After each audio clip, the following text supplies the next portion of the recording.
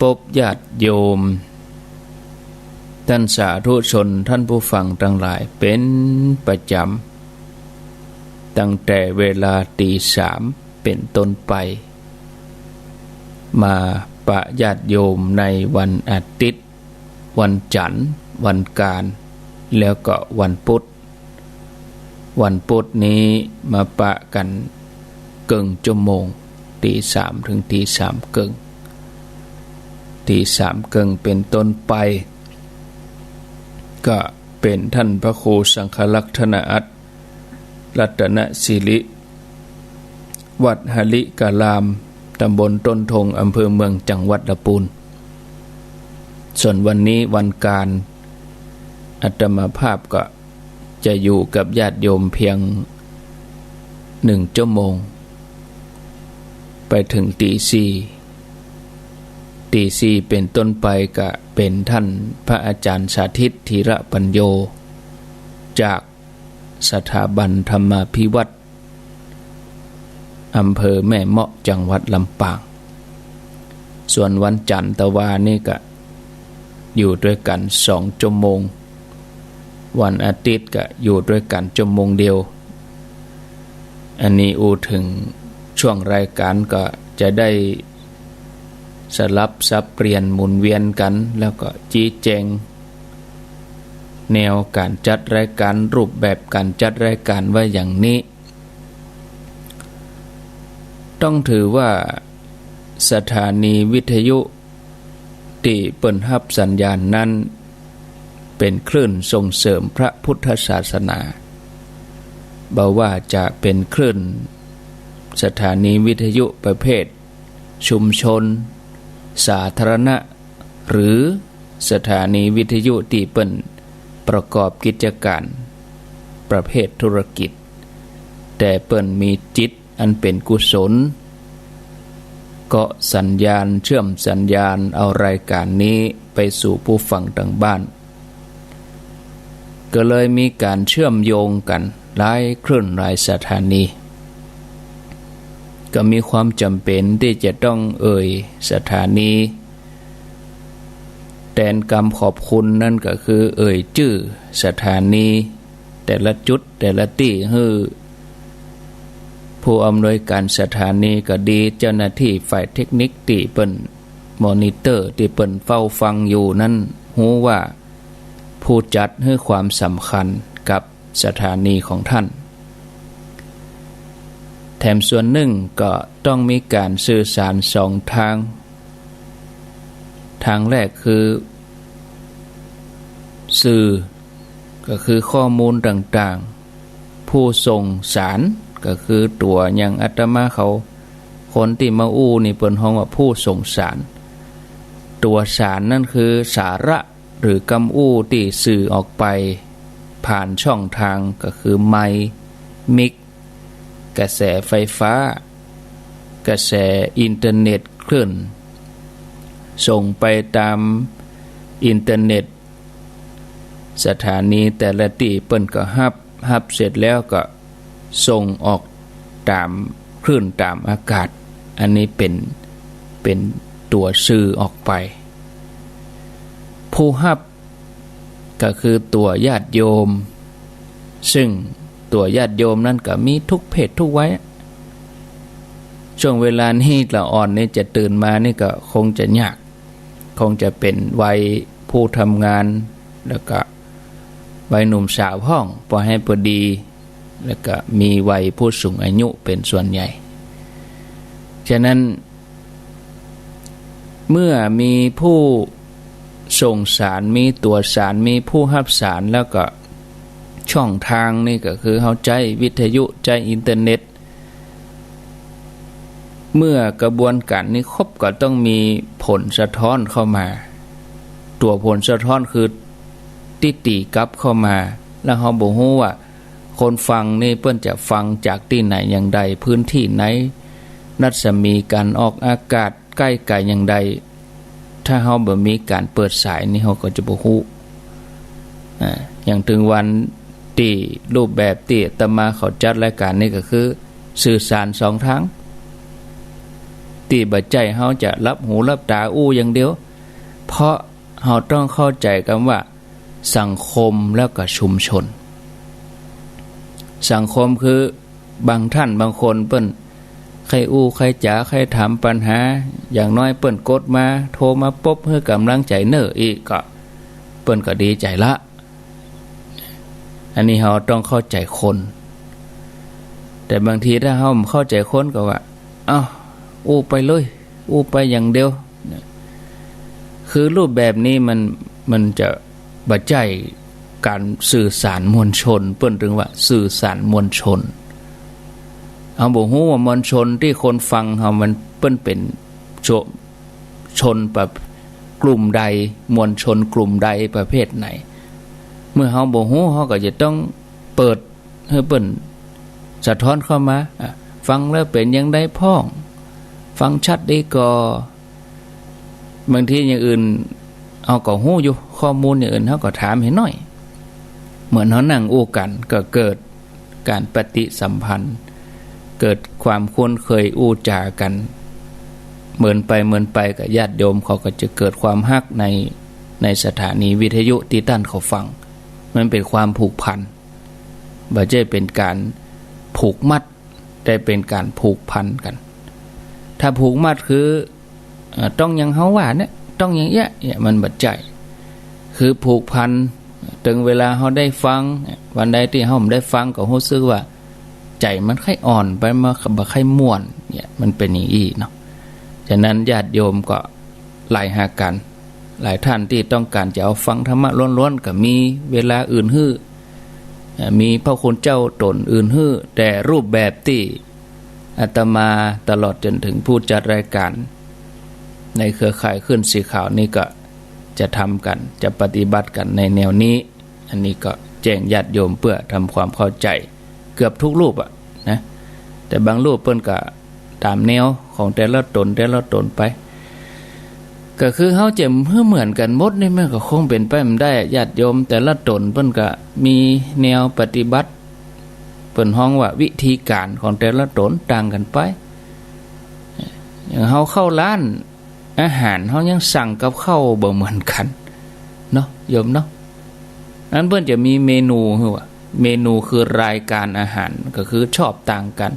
เฮาจะให้คนอื่นชอบเหมือนเฮาก็บ่ได้เฮาจะบ่ชอบ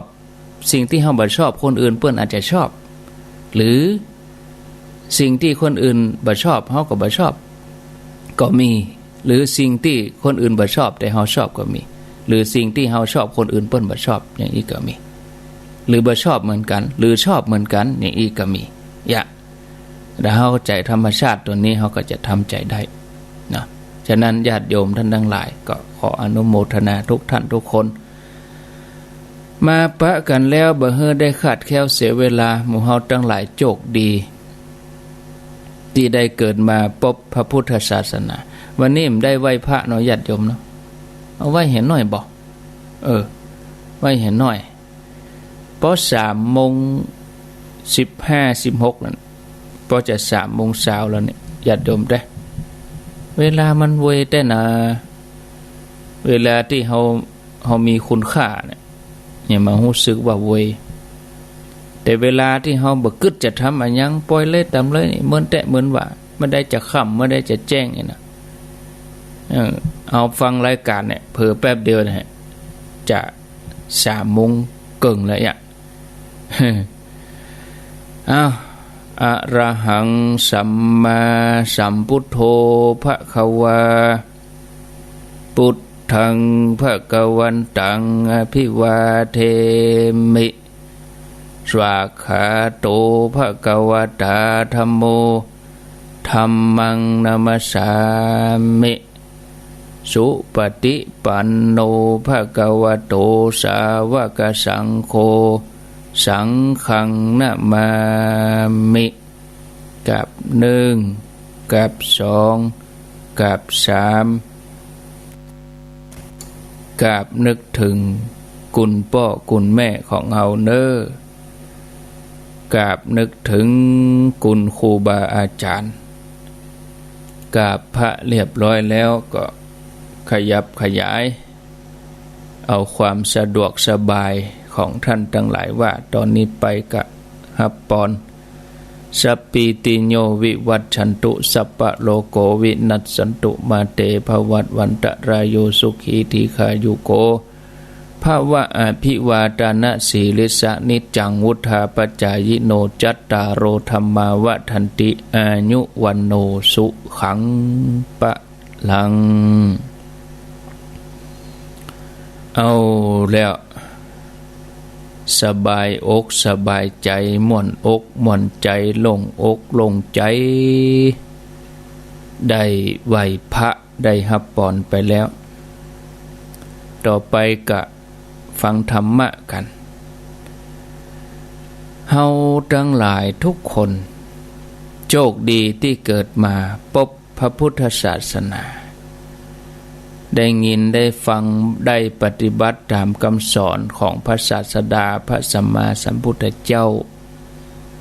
เฮามีโอกาสได้เข้าถึงพระรัตนตรัยมีพระแก้วเจ้าทั้ง3ประการเป็นสรณะเป็นที่พึ่งไผที่เข้าถึงพระรัตนตรัยก็ได้ชื่อว่าเป็นพุทธมามกะเป็นเจ้าพุทธแต่ถ้ายังบ่เข้าถึงธรรมะก็ยังบ่ได้ชื่อว่าเป็นเจ้าพุทธที่สมบูรณ์คำสอนทางด้านพระพุทธศาสนาที่พุทธองค์เปิ้น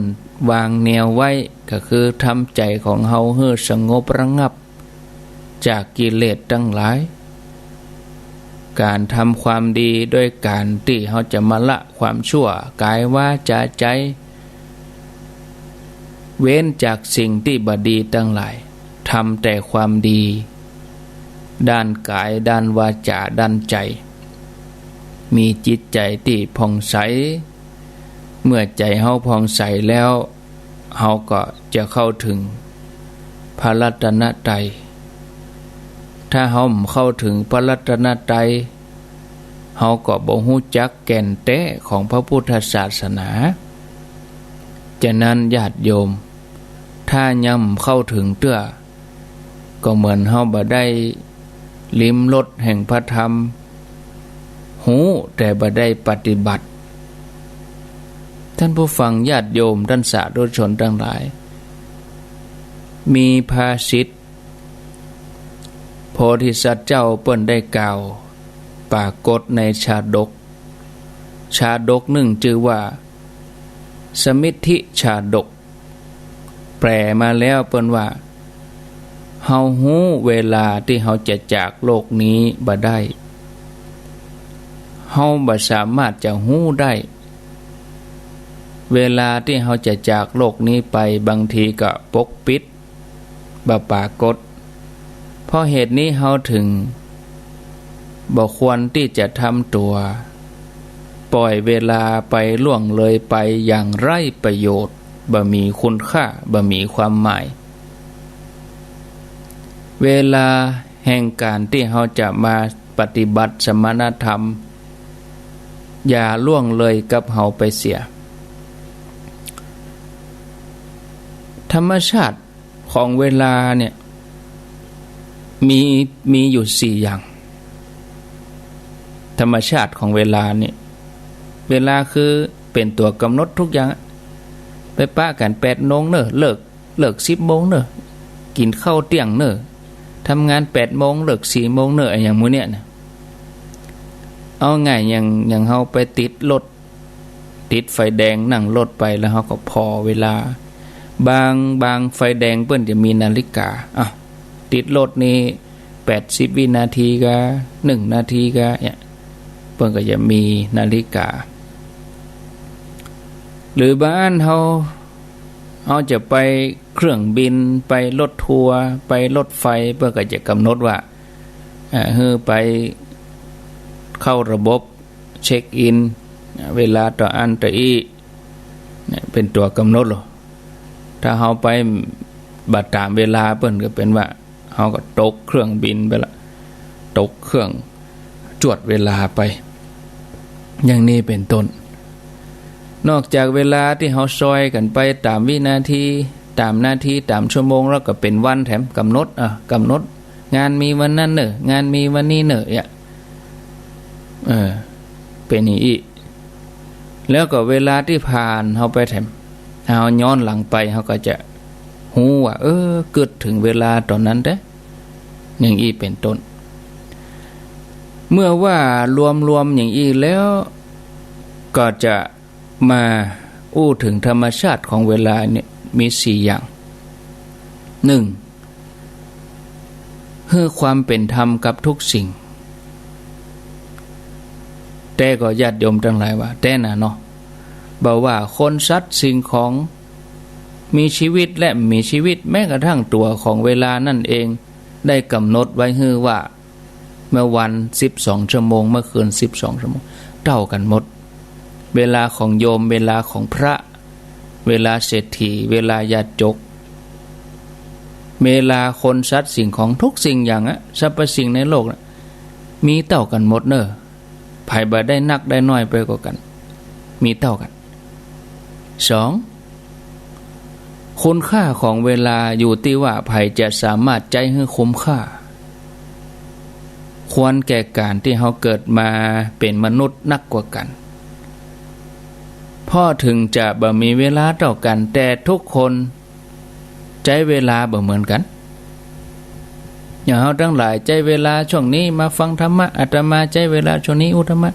แต่แถมหลายๆคนก็ใจเวลานี้พักผ่อนนอนหลับแถมหลายๆคนก็ปุ่นอยู่กาดพุ่นละทำงานขับรถส่งของพ่องปอกก้าแม่ขาย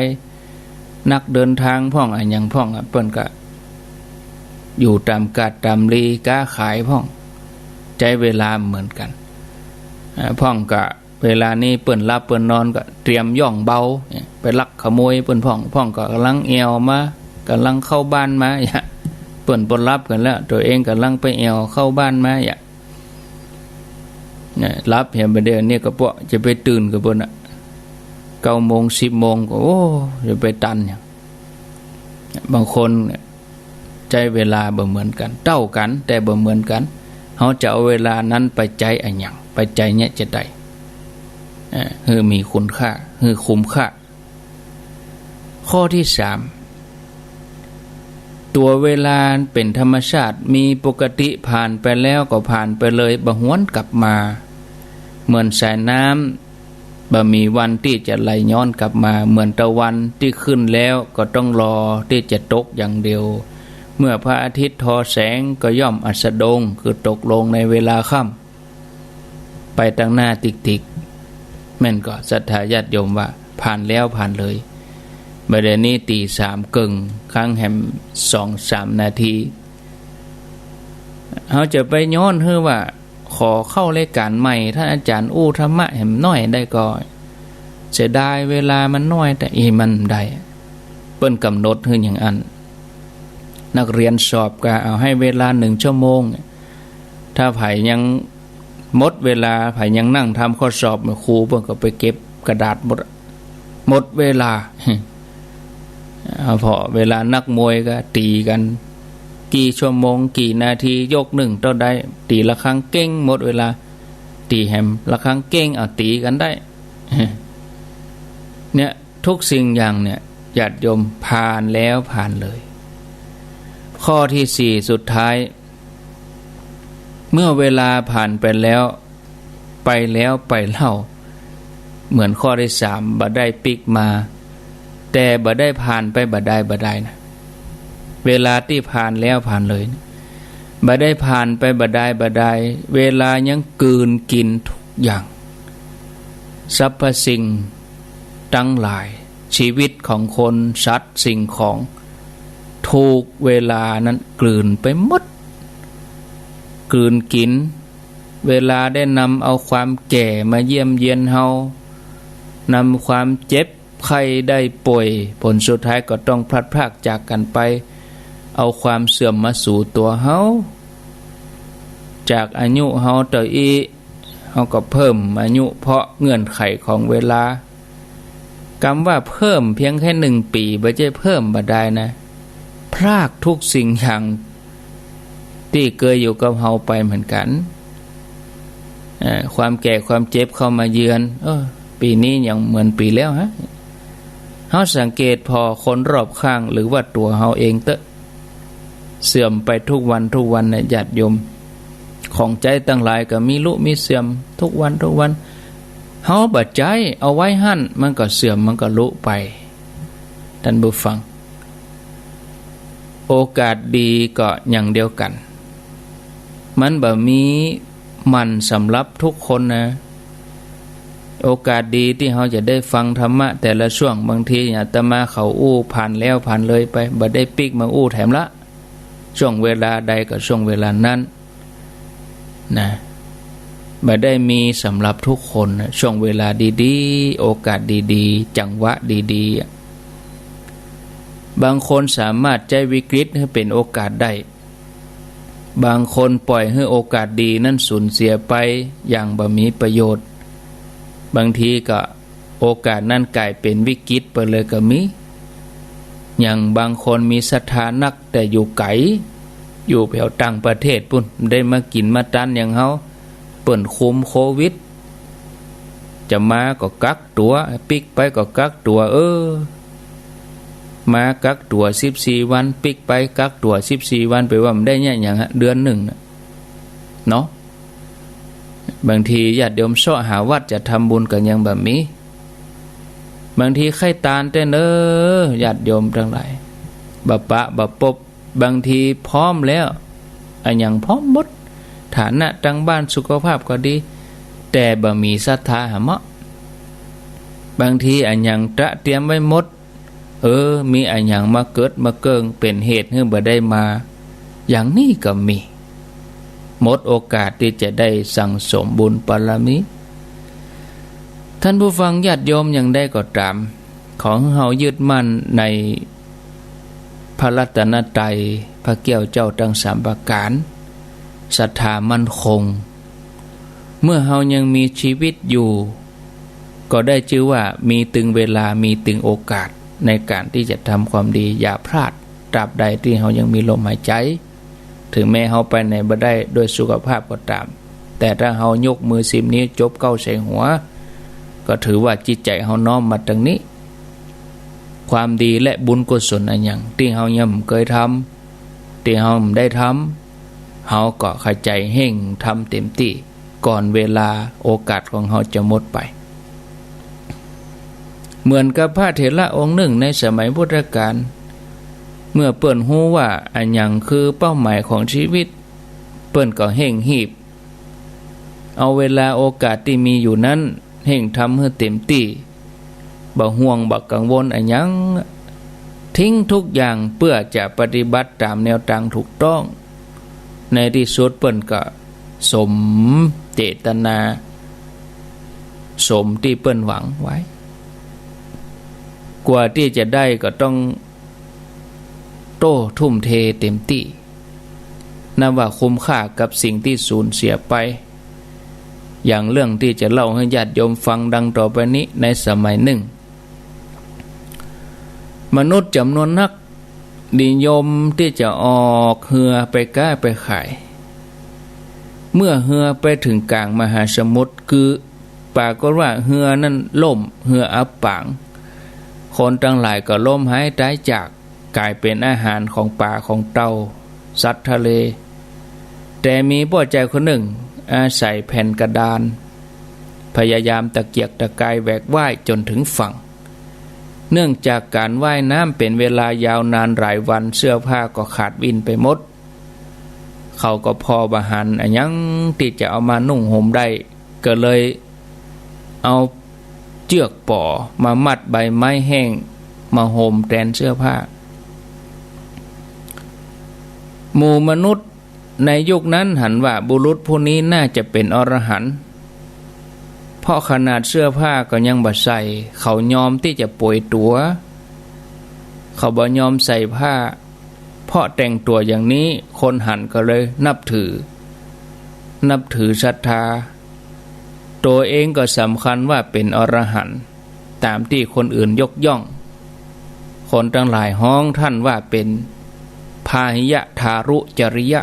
ตั้งแต่นั้นเป็นต้นมาย้อนไปในสมัยพุทธเจ้ากัสสปะท ท่านเคยออกบวชพร้อมกับเปื้อนแหม6 คน6 รูปแล้วก็ไปปฏิบัติธรรมบนยอดเขามีรูปหนึ่งบรรลุธรรมเป็นอรหันต์ก่อนต่อมารูปต่อไปกับบรรลุอนาคามีแล้วก็ไปเกิดในพรหมโลกส่วนแถม5 รูปนั้นที่เหลือก็ยังบ่ได้บรรลุคุณวิเศษอันใดเมื่อครบ7 วันทุกคนก็ทำกาละจากโลกแล้วก็ไปเกิดในสวรรค์หมดบุญแล้วก็ลงมาเกิดเป็นมนุษย์แถมครั้งหนึ่งเมื่อสหธรรมิกที่เกิดในพรหมโลกหันพาหิยะลงพิษก็เลยมาเตือนว่าตัวท่านบ่ใช่อรหันต์เนอแถมว่ายังบ่ได้บรรลุธรรมอันยังจะไปลู่โดยกรรมชมบางทีเขายกย่องเฮาเกินจนลงไปเลยโอ้อันนี้พระอรหันต์อันนี้ตนวิเศษเนี่ยเอาไปเอามาลงกันไปป้ากันลงเข้าป่าเข้าคุ้มเข้าโคอันนี้เปื้อนที่ไปเกิดเป็นพรหมอยู่พรหมโลกเป็นเทพบุตรเทวดาก็ปรารถนาดีมาเตือนสติแล้วก็บอกให้ไปปะพระพุทธเจ้าที่เปิ้นเป็นอรหันต์แท้น่ะเป็นอย่างใดคนที่เปิ้นบอกแล้วฟังเนี่ยดีนะอาตมาว่าโอ้น่าอนุโมทนาอย่างท่านพาหิยะนะเปิ้นมาบอกให้เตือนสติให้แล้วก็ปรับปรุงแต่บางคนนี่เปิ้นบอกให้ก็โคตรหลงอันนี้บ่ต้องบอกต้องเตือนอันนี้ยากไปแล้วล้ำคุ้มไปแล้วแต่ท่านพาหิยะนี่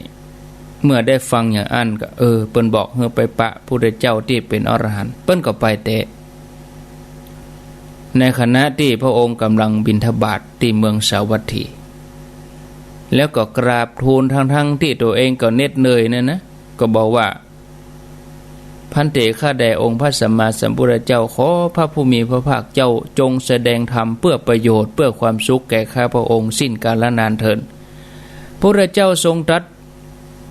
ก็พิจารณาว่าพาหิยะก็เดินทางมาไกลยังมาหาอีเตื้อจะมาขอฟังธรรมอีกอย่างหนึ่งพระองค์ก็กำลังทรงบิณฑบาตพระองค์ก็เลยตรัสว่าดูก่อนพาหิยะตอนนี้เฮากำลังบิณฑบาตอยู่ยังบ่ใช่เวลาที่จะแสดงธรรมแก่เธอ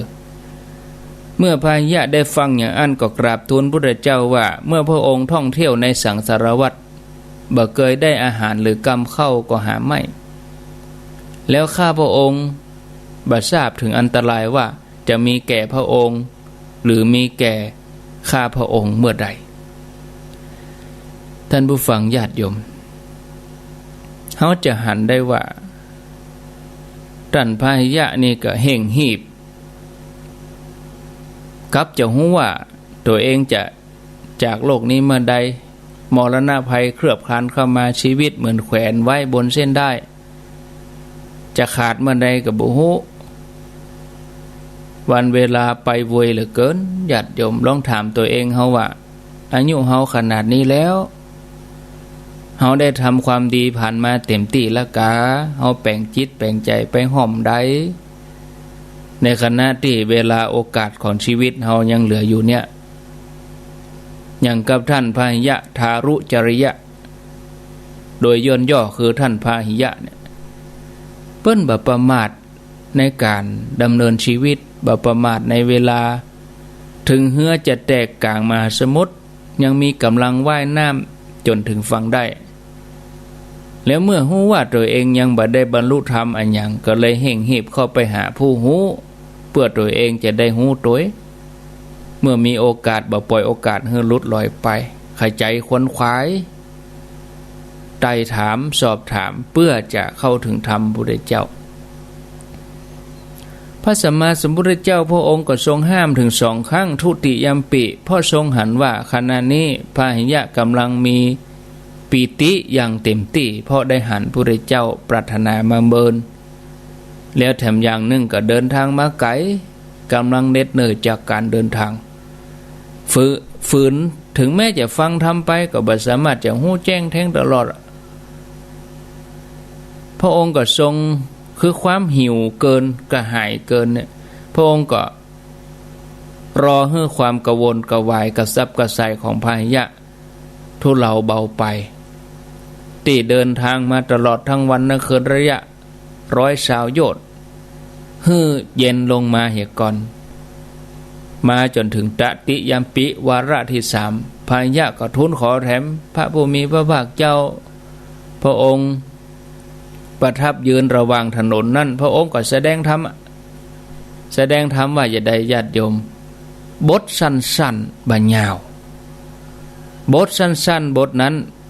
พระองค์แสดงว่าพาหิยะเมื่อเธอหันสักแต่ว่าหัน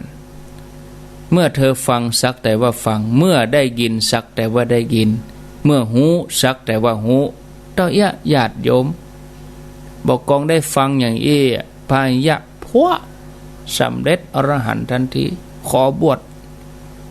เนี่ยหมู่เฮาฟังธรรมะกันมากี่ปีแล้วถึงแม้เฮาบ่สำเร็จเหมือนพาหิยะก็ขอเลื่อนระดับใจเฮาขึ้นได้แถม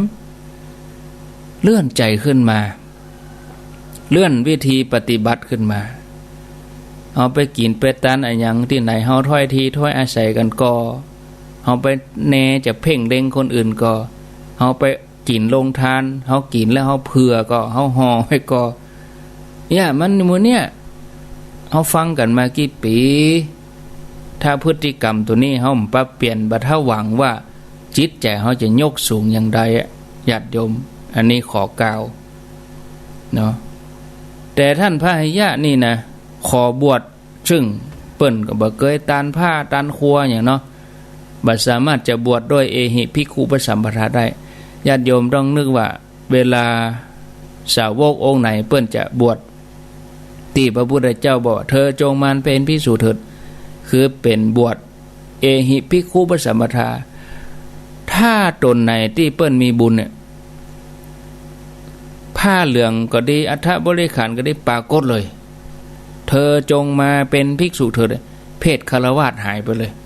เพศบรรพชิตปรากฏมาเลยเนี่ยเพราะว่าเปิ้นได้ตานผ้าตานครัวมาก่อนแต่ท่านพาหิยะนี่เปิ้นไม่ได้ตานผ้าตานครัวเนาะก็เลยบวชโดยเอหิภิกขุสัมปทาได้พระองค์ก็เลยไปเสาะเครื่องครัวบวชมาก่อนไปท่านพาหิยะก็ไปเสาะครัวเนาะเสาะผ้าเสาะหยังมาไปได้บ่ถึงไหนงัวแม่ลูกอ่อนควิดตายไปนั่นภิกษุทั้งหลายก็เลยไปถามถึงคติท่านพาหิยะทารุจริยะ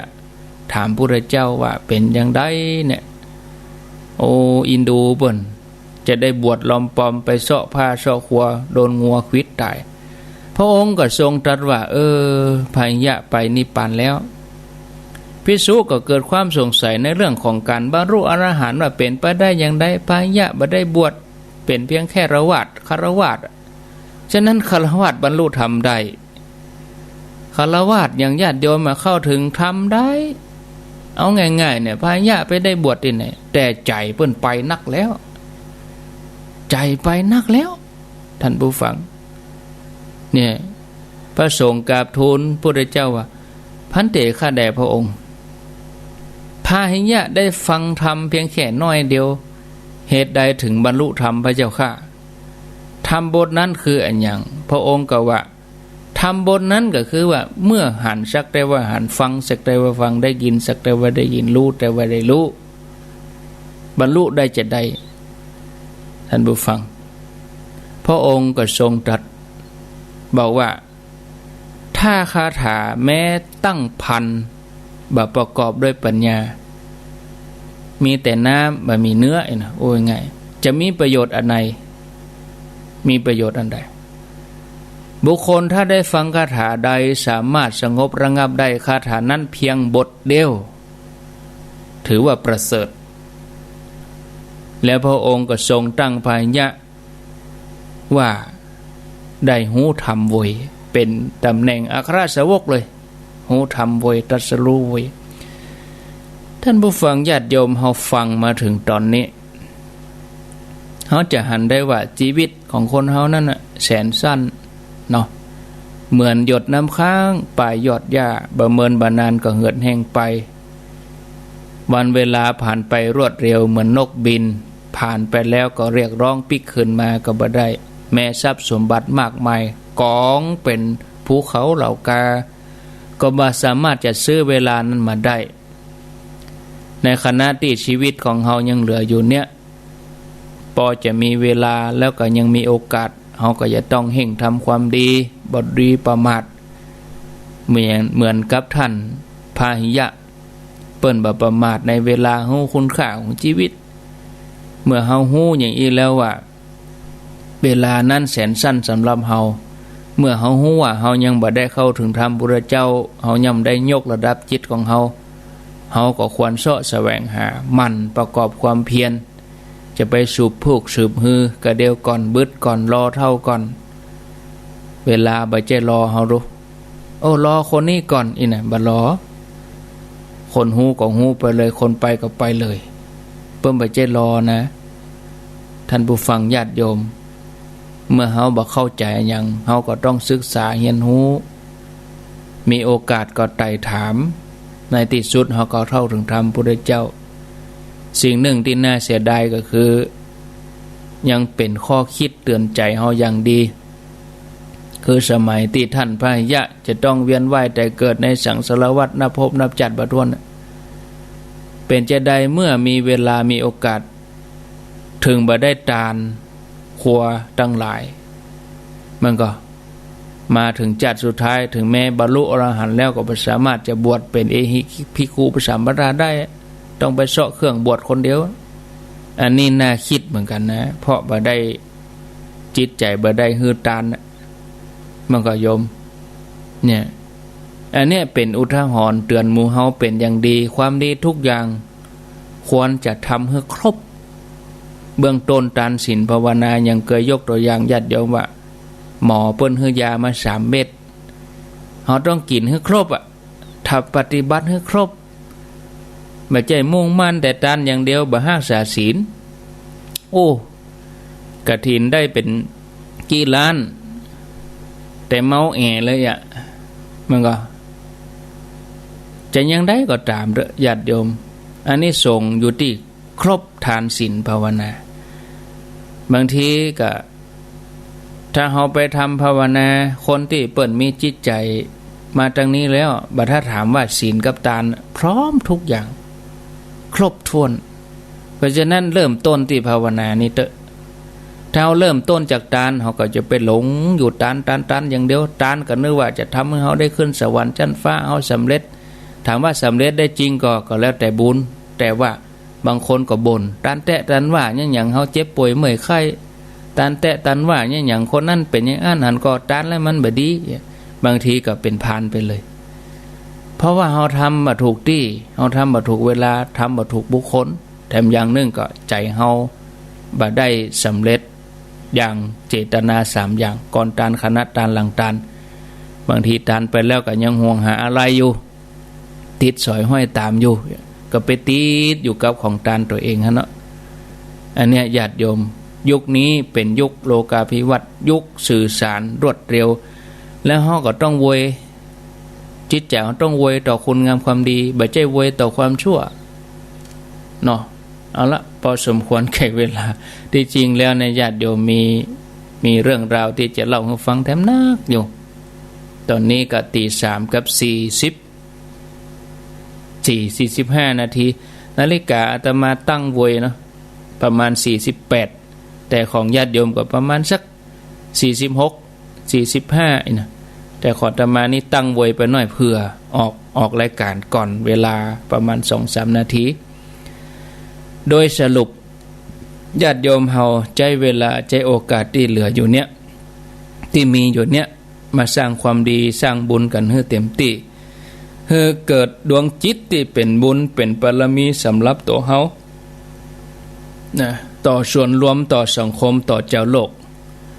ทำได้เท่าที่พอจะทำได้จะไปท้อถอยบางทีไปประสบกับสิ่งที่บ่พอใจบ่เปิงใจบ่ถูกใจก็จะไปฟังท้อถอยเพื่อมีกำลังใจอย่าหวั่นไหวบ่ท้อถอยต่อคำติฉินนินทาอันใดเข้มแข็ง แล้วเขาก็เหนื่อยก็พักหายเหนื่อยก็ทำต่อแต่เขาจะต้องสร้างไปนะเพราะตัวนี้จะเป็นตัวรอเลี้ยงจิตใจเขานะเหมือนกับน้ำมันเครื่องยนต์ถึงเวลาก็เปลี่ยนถ่ายเอาน้ำมันใหม่เข้าใส่แล้วก็เป็นน้ำมันหล่อลื่นน้ำมันหล่อเลี้ยงเครื่องยนต์ไปจิตใจเฮาก็ดีตัวเฮาก็ดีก็ต้องเดินต่อไปเฮาก็อาศัยบุญเนี่ยเอาปีติในบุญกันเนี่ยหล่อเลี้ยงใจเฮาให้มีกำลังใจต่อไปนะเอาแล้วเนาะท่านผู้ฟังอู้ไปก็ข้างแหม10 นาที0998366322ไผมีหยังจะอู้จะจ๋าก็เจริญปอนเข้ามาอูจาสนทนาไผจะสนทนาก็ว่าจะแจ้งผลการรับฟัง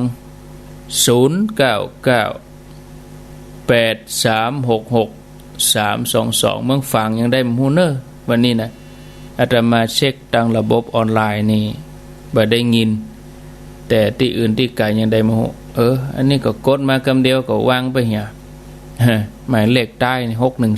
612อีก10 นาทีภัยฟังอยู่จะอู้จะจาก็ขอเจริญปอนฟังวันนี้เป็นยังไดพ่อง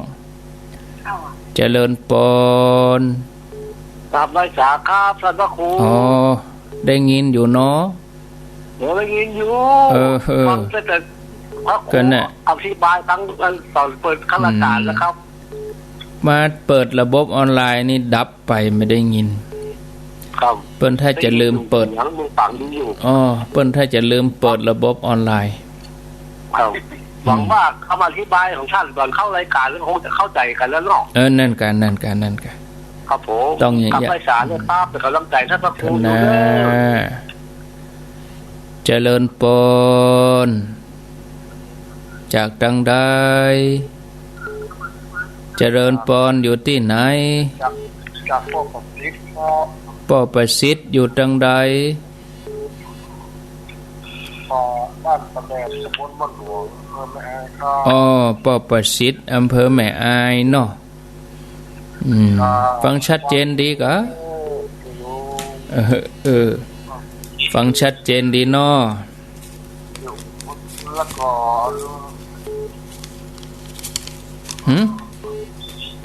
บ้านได้ปอครับบ้านแดดบ้านไม่อาย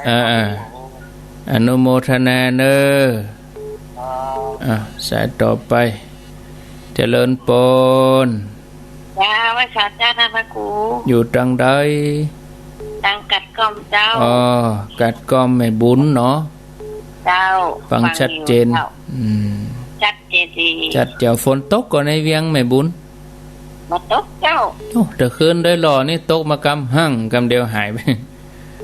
เหมือนเปิ้นอันน้ำขุมาถอกเหมือนเปิ้นเทน้ำพ่มเดียวกับหายมีปีมีคุยลงมาอย่างได้โหดับฝุ่นไปจัดหนักโมทนาแม่บุญมีสุขเนี่ยอันนี้เปิ้นห้องว่าสื่อสาร2 ทางนี่นะอันนี้คนเฒ่าเพิ่นได้ไข้หัวเพิ่นก็สืบอายุเพิ่นเหรอเจริญปนโยมบางทีก็จะไปจริงจังอย่างเกินไปรายการแต่ละรายการน่ะบางท่านว่าโอ้ไปจัดอย่างอันไปจัดอย่างนี้บางชนก็จริงจังเกินต้องธรรมะล้วนๆกะไปอู้เล่นกันไปได้มันเขาก็ต้องไหลอาการบางเวลาก็ว่ากันไปบางทีญาติโยมจะไปเครียดนะถ้าธรรมะล้วนๆเนี่ยก็เดี๋ยวตึงเครียดเลยมันอ่ะเอาก็มีเพิ่นก็มีอย่างรถน่ะก็จะไปขี่ก็เกียร์1อย่างหยังมันก็ขึ้นดอยก็เกียร์1เกียร์2ตั้งเรียบก็3 4 5อีกผ่อนพ่องกันรถบ่ยังแตะเบรกก็ต้องมีเร่งพ่องผ่อนพ่องเฮาเข้าใจตัวนี้มันก็มีปัญหานะแต่ขอบคุณนะเสียงสะท้อนมาที่โยมบอกก็รับฟังแต่เฮาก็ต้องพิจารณาตัวเนาะ0998366322 เจริญปนไปจากเจ้าท่านพระครูจากทางใดหนองบัวสมุทรปราการเจ้าหนองบัวชัยปราการฝนตกก็ดังชัยปราการฝนตกเจ้าตกเนาะฟังตั้งแต่เริ่มต้นแล้วเนาะเจ้าอนุโมทนาเจ้าไหว้พระสังฆภูมิเจ้ายินดีเนอเจ้าสาธุสายต่อไปเจริญปนเจริญปนโทษจากทางใดผ่านพระครูเจ้าโทษจากไหนแจ้งพิกัดก่อนนั่นโทษจากไหนห้องบ่ฟังกันน่ะแม่เอ้าสายใหม่มาเจริญปนอันนี้ก็จบข่าวไปเหรอถ้ากรณีนี้ก็ขออภัยเนอะอาตมาจะกดวางไปเลยเพราะว่าโยมเวลาโทรมาโยมจะต้องฟังทางโทรศัพท์บ่ควรจะไปฟังวิทยุเพราะว่าสัญญาณเปิ้นหน่วงอยู่ประมาณ2 นาทีเขาจะไปเมาฟังตอบโต้กับวิทยุนี่มันบ่ใช่เขาต้องตอบโต้กับโทรศัพท์เขาเอาโทรศัพท์อู้กันหรอไม่ใช่อู้ทางวิทยุหรอกแต่อู้ที่วิทยุคืออาตมาอู้แต่โยมฟังแต่เวลาโยมจะอู้กับอาตมาโยมต้องฟังทางโทรศัพท์ก็ย้ำหลายครั้งบางทีก็ลืมพ่องเนาะก็ย้ำทุกๆครั้งไปเจริญปนเจริญปนติดแล้วเจ้าอ้าวโทษจากที่ไหนเป็นไงดีฮะจากทางใดโทษจากไหนในเวียงเนี่ยเจ้าอ๋อในเวียงแม่สีพันกะแม่สีพันชัดเจนดีเนาะอนุโมทนาสาธุดีแล้วตื่นเจ้าดีแล้วเอาคนน้อยแม่เนอะคนน้อยจะหมดเวลาแล้วเอาไปเหยื่อมันจะจ้าแล้วก็ทำ3 นาทีเจริญปนจากที่ไหนจากทางใดบ่อสร้างสังกะแปงเจ้าฝนตกก็บ่อสร้างฝนตกเจ้าตกเมื่อใดแต่คืนก็ว่าเดี๋ยวนี้ตกในราว3 โมงปลายเนี่ยเจ้า3 โมงแรงก็ว่าตี 3ตี 3อันกะตี 3เนาะขอโทษตี3ปลายเดี๋ยวนี้เย็นแล้วเนาะโมทนาเนอะขอบคุณสายต่อไปอย่าเขาก็แบ่งกันไหลฮะคนน้อยบางท่านก็ท่านท้องอู้ก้อมแล้วบ่อู้อีแม่เมินเขาก็ต้องเผื่อใจคนอื่นโดยพ้องที่เปิ้นโยนเข้ามาเอาคนน้อยถ้าเขาอู้ไปนะถ้าสายเดียวถ้าเกิน2 นาทีนะคนที่ฟังนี่มันม่วนแล้วเนอะคนนี้อย่ามาอู้เมินแท้เมินว่าฮะเนี่ยเขาก็ต้องพอเวลาโดยอาตมาก็เป็นผู้ควบคุมเวลาอีนะถ้ามี2 ชั่วโมงเขาจะวางสาย1 ชั่วโมงคนที่เปิดรอฟังธรรมะเปิดว่ามีก็เปิดสายบ่มีธรรมะสักหน่อยมันก็ต้องไหลหากันนะญาติโยมนะก็ผสมผสานกันไปนี่กะเนาะ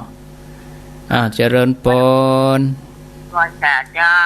ยายอ้วนเนาะเจ้าอ้วนสันขวางไม่อ้วนฝนตกก็ตะคืนไม่อ้วนฝนมีกะโอ้ตะคืนนี่มักสักทุ่มเกิง2 ทุ่มปัดตังเลินลงมาหั่งน่ะไม่มีเลยน้ำปะย้อยเต้นย้อยใจคานี่สันขวางมันมีแต่น่ะไม่อ้วนรับกะมันรับหรอวัดตั้งแต่ฟังจนต้องนี้พวกเซ็งด้วยโตพวกโมทนาเนอะเจ้าไว้สายเจ้าไม่อ้วนสายสุดท้ายตี 3 กับ 58 นาทีตี 3 กับ 58 นาทีบ่ได้รับแผมจัดหนักเนาะสายเปิ้นที่โยมเขาโทรมาแล้วอาตมาในฮับเปิ้นก็อย่าฝากข้อความจะไปเข้าใจว่าอาตมาปิดโทรศัพท์นะบ่ปิดอย่างสักอย่างบ่ปิดหาภัยเพราะสายอื่นคาอยู่แล้วญาติโยมโทรมาแล้วบ่ติดมันตืดแล้วเวลากดวางก็จะเป็นฝากข้อความหรือหมายเลขที่คุณเรียกไม่สามารถติดต่อได้มันจะเป็นอีแต่ถ้าติดก็ติดเลยมันเป็นอีเนี่ย ถ้าว่างก็ติดเลยอย่าเจริญพรแล้วแต่จังหวะมันจากที่ไหนจากที่ไหนฟังอยู่ทางใดใจโฮมเจ้าใจโฮมลำปางอนุโมทนาเนอกำลังใจเนอเจ้าดีมีสุขเอ็งกะเอาอินดูเปิ้นโยนมานี่เดี๋ยวจะปิดโทรศัพท์ไอ้ตาเจ้าแม่ขอถามปัญหาหน้าพระครูสักน้อยตอบบัดตันแล้วแม่ถามตอบบัดตันละถ้าเอาลองถามมาก่อนแม่ถามอยากจะถามว่าอันน่ะที่ว่ามะละน่ะมันได้ลอลิงก็ว่ารอเรือลอลิงมะละคือมนทินลอลิงเจ้าโมทนาเขามะละต้มกะนานบ่จบก๋วยเตี๋ยวมะละถ้ามะละนั้นต้องรอเรือ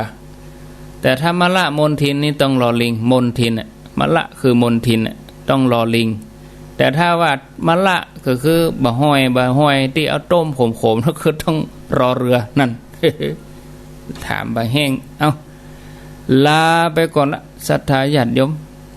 ลาแต่ก็ยังอู้อยู่นะเพราะว่าบะฮื้อขาดตอนก็เดี๋ยวต่อสัญญาณไปลำปางกับท่านสาธิตเพิ่นจะเข้ารายการอาตมาก็จะอู้ขั้นไปนี่จนกว่าสัญญาณท่านสาธิตจะมาเนาะ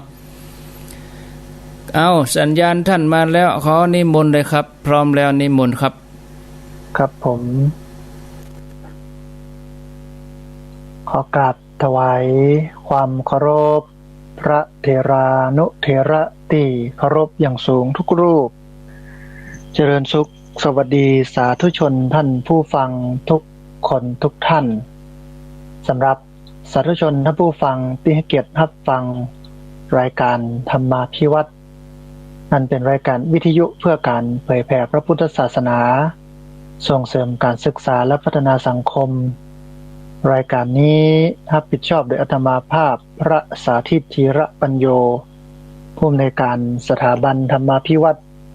สถาบันเพื่อเผยแผ่พระพุทธศาสนาส่งเสริมการศึกษาและพัฒนาสังคมตั้งอยู่ณที่พักสงฆ์สถาบันธรรมาภิวัตรบ้านศพเตินตำบลศพปาดอำเภอแม่เมาะจังหวัดลำปางสาธุชนท่านผู้ฟังรายการนี้ออกอากาศอยู่หลายลักษณะแรกเป็นรายการสด